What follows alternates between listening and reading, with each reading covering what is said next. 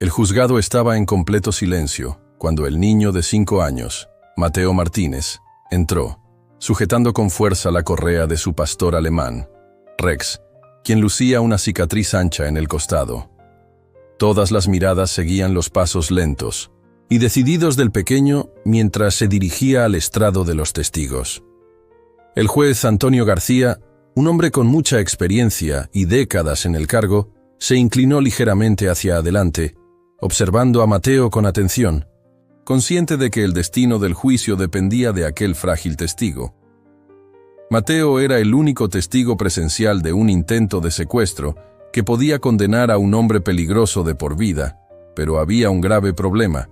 El niño no había pronunciado ni una sola palabra desde el ataque. Al otro lado de la sala, el acusado, Luis Ramírez, un ingeniero de software de 45 años, de aspecto sencillo, se encontraba sentado con aire sereno en la mesa de la defensa.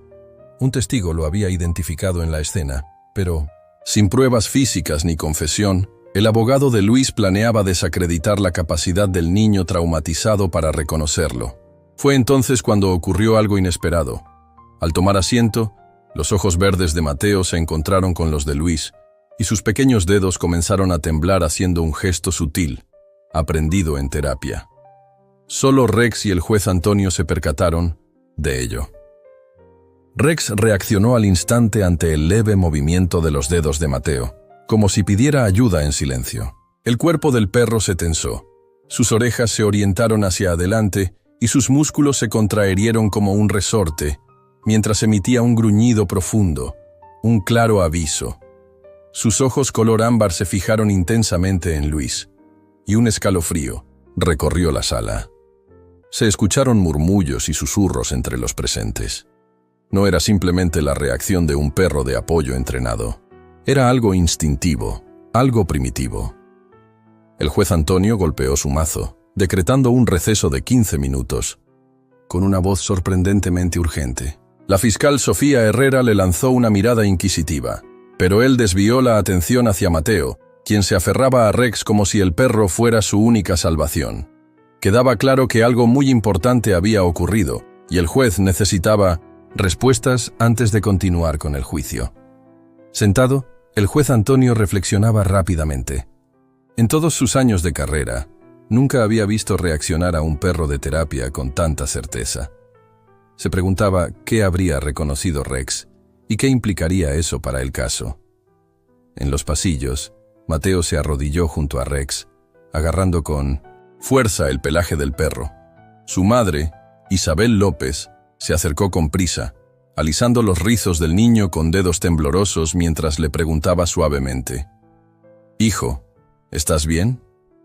Mateo no respondió, pero su agarre sobre Rex se intensificó, demostrando lo crucial que era ese instante. Mientras tanto, el investigador Diego Morales, un agente experimentado de la Policía Nacional, observaba a lo lejos, convencido de que lo sucedido en la sala era un punto de inflexión. Acercándose al juez, murmuró en voz baja que apostaba todas sus credenciales a que Rex reconocía a Ramírez de algún lugar. El juez Antonio suspiró, entrecerrando sus penetrantes ojos azules, decidido a averiguar de dónde provenía ese reconocimiento. En una sala apartada, Luis Ramírez se encontraba con su abogado, Rafael Sánchez. Cuando estuvieron solos, la confianza arrogante de Luis se transformó en algo más frío y calculador. Sus dedos tamborileaban sobre la mesa mientras repasaba el episodio en su mente. El niño no había hablado, pero el perro había reaccionado. «Él lo sabe», murmuró Luis para sí mismo. Rafael levantó una ceja y esbozó una pequeña sonrisa, sin decir nada más, mientras Luis comprendía que su propio plan podía volverse en su contra. Nunca había considerado que el perro se convirtiera en la clave para desmantelar todo el caso. Cuando terminó el receso de 15 minutos, el juez Antonio se enderezó y tomó una profunda bocanada de aire. No creía en las coincidencias, y en ese momento estaba convencido de que Rex había brindado la pista más importante del juicio. Por primera vez desde el inicio del proceso, sentía que la balanza se inclinaba, a pesar del silencio, de la solemnidad del tribunal y del terror que había dejado a Mateo sin voz. Mateo Martínez había sido un niño lleno de vida y de palabras, capaz de iluminar cualquier lugar con sus interminables historias y sus brillantes ojos azules, repletos de curiosidad y picardía. A sus 5 años, amaba los cuentos de hadas, los juguetes de peluche y las historias contadas por sus padres con voces diferentes para cada personaje. Pero en aquella fatídica tarde, el miedo se apoderó de él.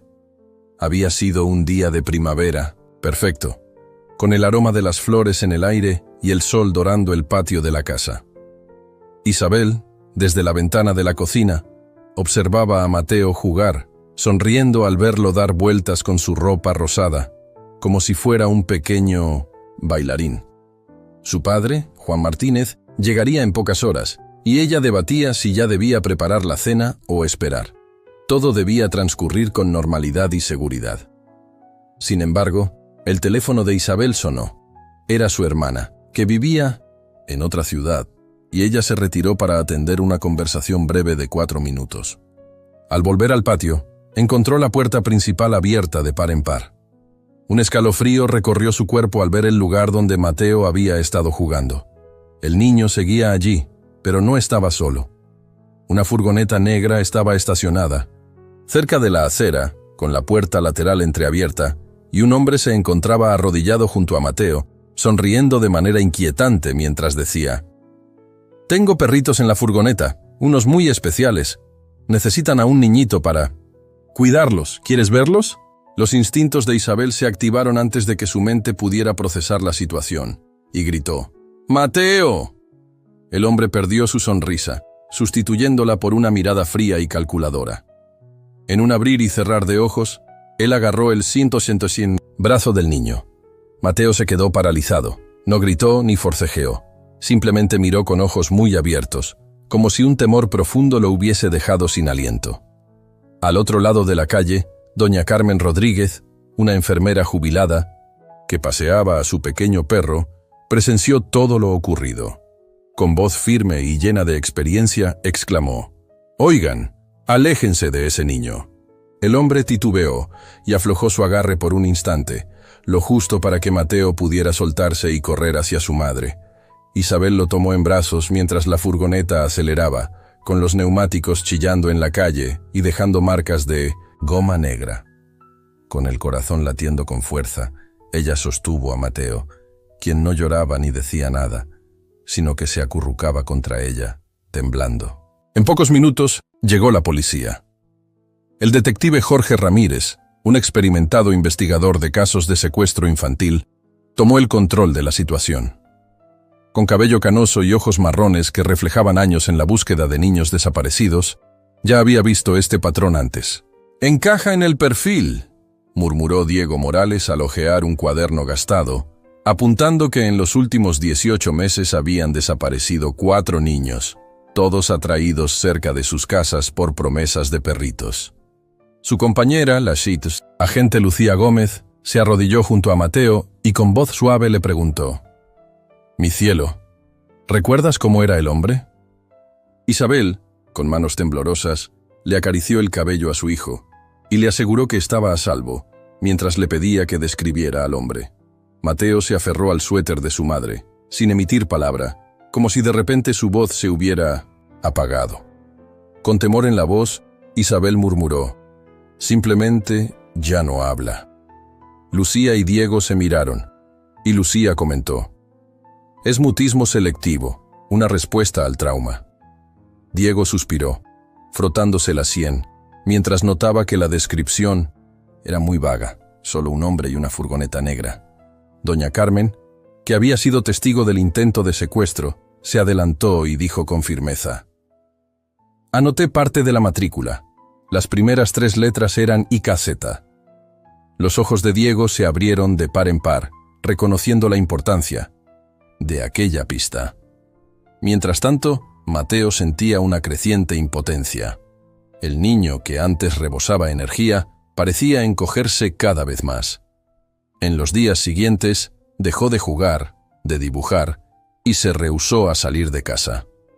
Sus noches se llenaron de pesadillas silenciosas que alteraban el sueño de sus padres. Isabel y Juan intentaron de todo: cuentos, sus comidas favoritas, incluso su osito de peluche, pero nada funcionaba. El hijo que conocían se estaba apagando, lentamente. Una noche, mientras Isabel y Juan se sentaban a la mesa de la cocina con el rostro agotado, una terapeuta sugirió que adoptaran un animal de apoyo. Un perro de terapia podría ayudar, dijo en tono calmado. Juan, pasando la mano por su cabello cansado, respondió: ¿De verdad crees que funcionará? Con dudas, pero desesperados, Isabel aceptó probar cualquier cosa, sin imaginar cuánto cambiaría eso sus vidas. Aunque Mateo había perdido la voz, había alguien que aún podía entenderlo, y ese alguien era Rex. En el centro de rehabilitación animal de la doctora Laura Mendoza, el ambiente olía a desinfectante mezclado con el aroma terroso del pelo. La sala era casi silenciosa, solo interrumpida por el tic-tac del reloj y el ocasional roce de las uñas en el suelo frío. En una gran camilla ortopédica, junto a la ventana, descansaba Rex, cuyos ojos marrones seguían cada movimiento con calma. Rex había sido uno de los mejores perros policía de la ciudad, un can cuyas habilidades e instintos habían salvado vidas, pero ahora cargaba las marcas de una dura batalla, incluyendo una cicatriz profunda en su costado derecho que recordaba la noche en que su carrera llegó a su fin. Hace 3 años, durante una operación para rescatar a un niño secuestrado, Rex se lanzó sin dudar contra un sospechoso armado. El agresor, intentando defenderse, le causó una herida profunda con un cuchillo destinado a un agente. Pero Rex logró dominarlo aun cuando la sangre manchó su pelaje. En los meses siguientes, la herida no sanó por completo, y con la falta de recursos, la corporación decidió retirarlo e incluso incluirlo en una lista de sacrificio hasta que la doctora Laura intervino. Con años de experiencia en programas de apoyo animal, estaba convencida de que los instintos agudos y la lealtad inquebrantable de Rex aún tenían valor, y ahora estaba decidida a demostrárselo. Isabel se sentaba nerviosa en una silla, con Minonothin los dedos apretando su blusa, mientras Mateo se quedaba atrás, espiando por sobre su hombro. El niño no había pronunciado palabra desde el incidente, a pesar de haber asistido a terapia. La doctora Laura se agachó al nivel de Mateo y dijo con ternura: «Hola, Mateo. Mi nombre es Laura. Trabajo con perros muy especiales que ayudan a niños que han pasado momentos realmente aterradores». Mateo no respondió, pero sus brillantes ojos azules se fijaron en el gran pastor alemán que estaba a pocos metros.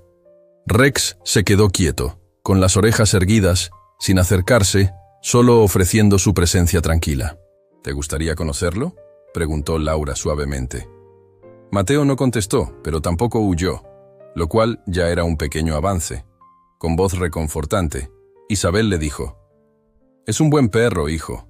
Antes era perro policía, como los que ves en los cuentos». Luego, la doctora Laura señaló a Rex y ordenó en voz baja: «Quédate».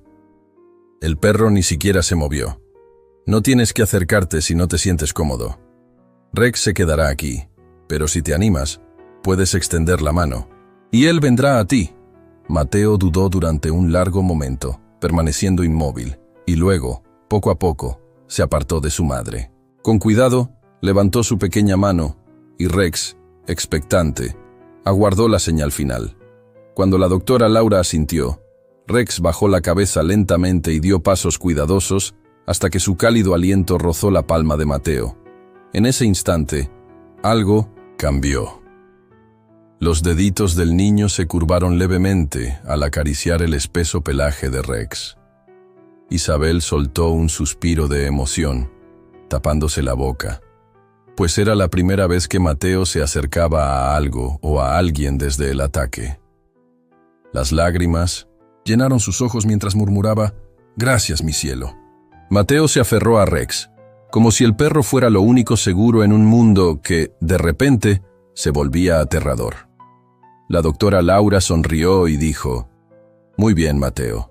A Rex le caes muy bien».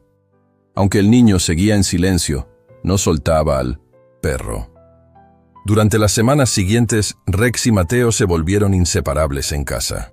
Mateo pasaba horas junto a Rex, trazando con sus deditos la cicatriz en el costado del perro. Cuando las pesadillas lo despertaban en medio de la noche, el latido constante del corazón de Rex era suficiente para calmarlo. Aunque todavía no hablaba, el niño comenzó a dibujar de nuevo, simples garabatos de un niño y su perro, juntos frente a figuras sombrías. Una tarde, mientras estaba en la sala de la doctora Laura, Mateo observaba a Rex realizar un truco sencillo, y casi en un susurro dijo: «Buen chico». Su voz era tan baja que, por un instante, Isabel pensó que lo había imaginado. Pero al girar la mirada, vio a Mateo mirando fijamente a Rex, con los labios entreabiertos en señal de asombro, como si se hubiera sorprendido a sí mismo. Isabel derramó lágrimas. No era mucho, pero era un comienzo. La doctora Laura apoyó suavemente la mano en el brazo de Isabel y murmuró: «A veces, la confianza es el primer paso para recuperar la voz». Isabel estrechó la mano de la terapeuta y añadió: «Entonces seguiremos donde esa confianza nos lleve, incluso si es a un lugar que nunca imaginamos, un juzgado donde el verdadero monstruo saldrá a la luz». Dentro del tribunal, la tensión era casi palpable. El auditorio estaba repleto de periodistas, familiares y observadores, todos expectantes ante uno de los juicios más importantes de los últimos tiempos. En el centro de la sala, el acusado Luis Ramírez estaba sentado junto a su abogado, con una expresión imperturbable a pesar de las graves acusaciones. Parecía extrañamente tranquilo, con los dedos tamborileando en la pulida mesa de defensa.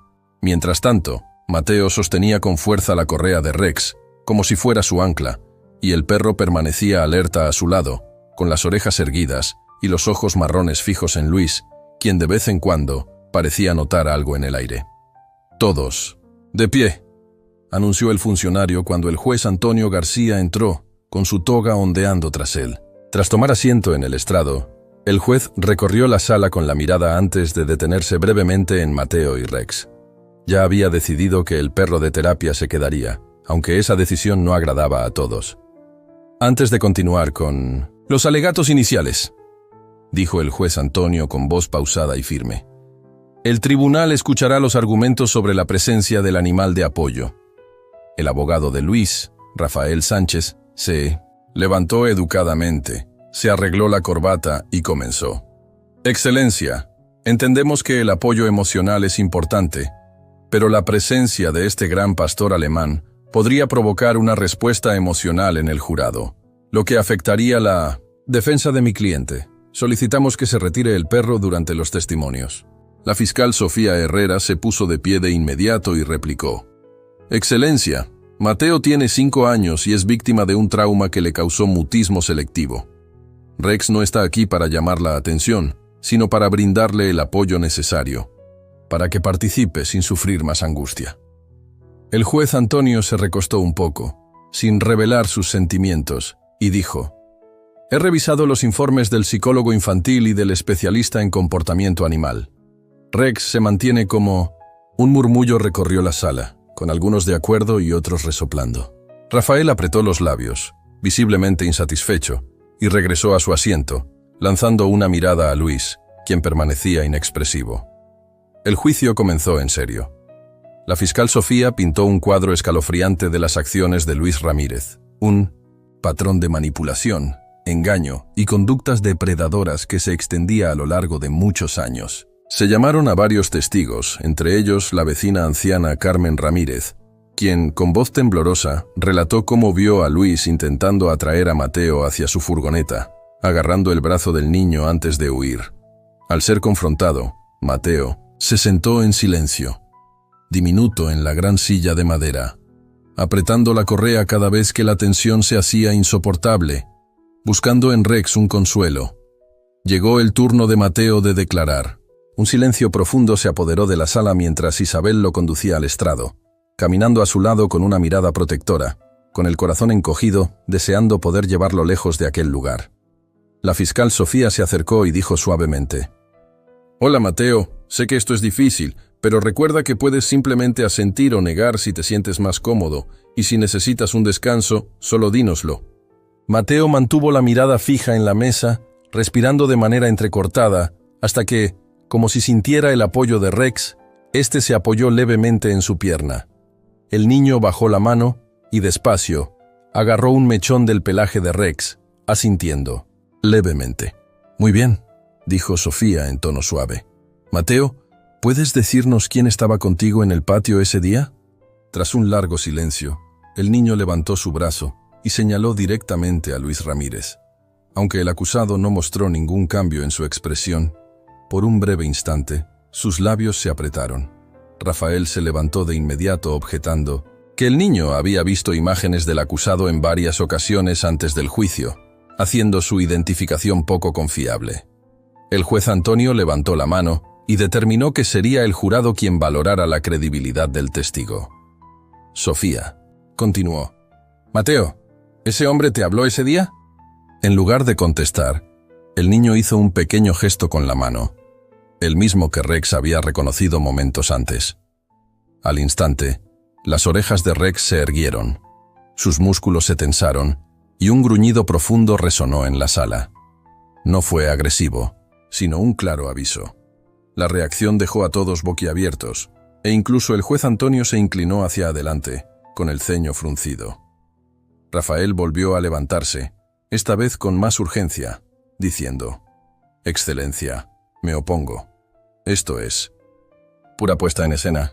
Pero el juez se mantuvo concentrado en Rex, que ahora estaba completamente quieto, con la mirada fija en Luis, como si detectara un olor que solo él podía percibir. Era la misma reacción instintiva que Mateo había mostrado minutos antes. El juez luego se dirigió a la fiscal Sofía y preguntó: «¿Alguna vez ha tenido este perro contacto con el acusado?» Sofía vaciló antes de responder: «Que yo sepa, excelencia». Luego, el juez Antonio se volvió hacia la defensa y dijo: «Señor Ramírez, ¿ha conocido usted a este perro antes?» Por primera vez, la actitud de Luis cambió. Sus dedos se apretaron formando un puño y guardó silencio. Momentos después, los ojos de Sofía se abrieron de par en par mientras susurraba algo a su colega, y en poco tiempo, un miembro del equipo de la fiscalía salió apresuradamente de la sala. «¿Qué está pasando?», exigió Rafael, impaciente. Sofía, manteniendo la compostura, solicitó un breve receso, alegando que habían surgido nuevas pruebas relevantes para el caso. El juez Antonio estudió la situación durante unos instantes antes de decretar un receso de 15 minutos y la sala se fue vaciando lentamente. En los pasillos, los murmullos crecían. ¿Habría reconocido Rex a Luis de algún lugar y de 1900 ser así? ¿De dónde? El juez estaba convencido de que la respuesta cambiaría todo. La presión sobre la fiscalía aumentaba al surgir nuevas pistas.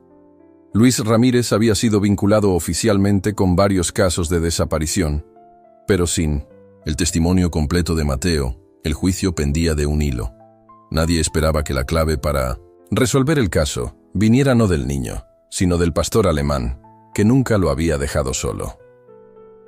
A la mañana siguiente, con el aire fresco de un día otoñal, el equipo de la fiscalía, encabezado por Sofía, presentó una solicitud para incluir nuevas evidencias forenses. Se habían analizado muestras de tierra recolectadas de la furgoneta de Luis, y los resultados apuntaban a un lugar muy específico: una cabaña abandonada, ubicada en una zona remota del interior. El detective Diego Morales, con décadas de experiencia en casos similares, comprendió al instante la importancia de aquella pista.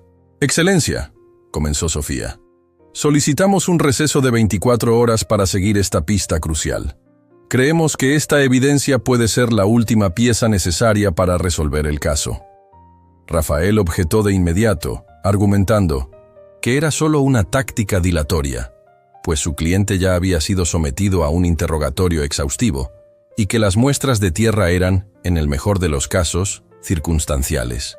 El juez Antonio, con mirada severa, silenció la objeción y aceptó la solicitud, decretando un receso de 24 horas. «Se levanta la sesión», declaró.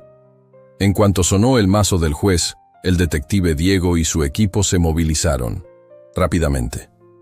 «Rex, siempre vigilante y protector de Mateo, acompañó a los agentes en la operación, dejando claro que había percibido algo que los humanos no pudieron notar. Alrededor del mediodía, el equipo llegó a la cabaña abandonada. El lugar estaba inquietantemente silencioso, con árboles que susurraban al viento y una espesa capa de polvo cubriendo la veranda. Huellas leves conducían hacia la puerta trasera, sugiriendo actividad reciente. Rex fue el primero en reaccionar. En cuanto llegaron, sus orejas se alzaron. Su hocico se movió con gran atención y su cuerpo se tensó, con la cola erguida y los músculos preparados, como si estuviera a punto de saltar. Emitió un gruñido bajo y comenzó a circular por la entrada. «Este lugar no me convence», murmuró Diego. «Rex sabe que algo no está bien». El equipo avanzó con cautela, con las armas en mano. Dentro de la cabaña, el ambiente era sencillo. Una mesa, una catre y algunas latas de comida vacías amontonadas en un rincón. Entonces, Diego notó algo extraño. Junto a la pared del fondo, el piso de madera mostraba una costura inusual, una pequeña hendidura fuera de lugar. Golpeó suavemente y dijo: «Hay algo debajo de aquí». Con precisión, los agentes retiraron una tabla suelta, revelando una escalera estrecha que descendía a un sótano oculto. El aire se volvió frío y húmedo conforme bajaban, y la tenue luz reveló una escena espantosa. Pertenencias de niños, juguetes antiguos, zapaticos, una mochila rosa descolorida, y en una esquina apartada, una niña encadenada, pero viva. Lucía, de 8 años, llevaba desaparecida desde hace 6 meses. Su rostro pálido y su ropa raída contrastaban con la expresión de alivio al ver a los agentes. Con voz entrecortada, la niña susurró: «¡Ayuda!». Rex reaccionó al instante, tirando de su correa y gimoteando como si comprendiera todo el sufrimiento que aquella pequeña había soportado. Diego se apresuró a liberarla, quitando las cadenas y tomando a Lucía en sus brazos, asegurándole: «Ya estás a salvo. Te vamos a ayudar». Lucía se aferró a Diego, temblando, mientras el rescate parecía poner fin a la pesadilla. Sin embargo, la batalla aún no había terminado. De regreso en el juzgado, la noticia del rescate de Lucía se esparció rápidamente, llenando la sala de periodistas, familiares y curiosos. Sofía, lista para dar el golpe final contra Luis, presentó las nuevas pruebas: el testimonio de Lucía y la muestra de tierra que vinculaba la furgoneta con la cabaña. «Señor Ramírez», declaró Sofía con voz firme, «¿cómo explica la presencia de una niña secuestrada, encerrada en un sótano, en una propiedad relacionada directamente con usted?» Por primera vez, Luis Ramírez mostró signos de nerviosismo, tartamudeando. «Yo no sé de qué me habla». Sofía continuó con tono implacable. «Su ADN fue hallado en las cadenas. Las huellas de los neumáticos de su furgoneta coinciden con las marcas en el lugar. Y lo más importante, Lucía está viva y podrá testificar contra usted». Sus palabras cayeron pesadamente sobre el tribunal, como si una sola sobreviviente tuviera el poder de derrumbar toda la defensa. La compostura cuidadosamente forjada de Luis empezó a resquebrajarse, mientras su abogado susurraba con urgencia en su oído. Entonces, una vez más, Rex, que estaba cerca de Mateo, levantó la cabeza. Sus ojos se estrecharon al mirar a Luis. Su pelaje se erizó y un gruñido profundo vibró en la sala.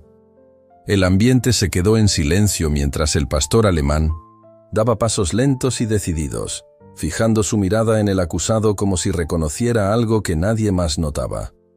Luis se estremeció, y todos lo vieron.